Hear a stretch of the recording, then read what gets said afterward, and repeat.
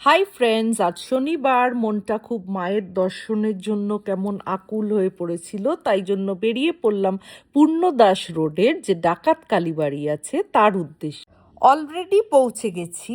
According to history, মনোহর বাগরি বা মনোহর ডাকাত বলে এক বিখ্যাত ডাকাত ছিলেন, যিনি মায়ের এই কোষ্ঠী পাথরের মূর্তিটা এখানে স্থাপন করেন। আর উনি ওনার মিশনে যাওয়ার আগে বা রেডস করতে যাওয়ার আগে এইখানে মায়ের আরাধনা করেই সবসময় বেরোতেন। বলা বাহুল্য, এই কালীবাড়ি খুব জাগ্রত।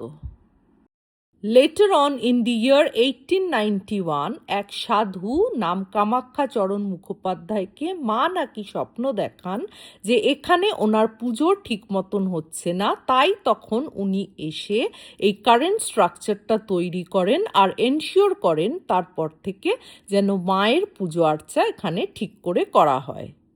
কেমন লাগলো আমার ভিডিওটা অবশ্যই কমেন্ট করে জানাবে, আর লাইক শেয়ার করতে ভুলো না কিন্তু।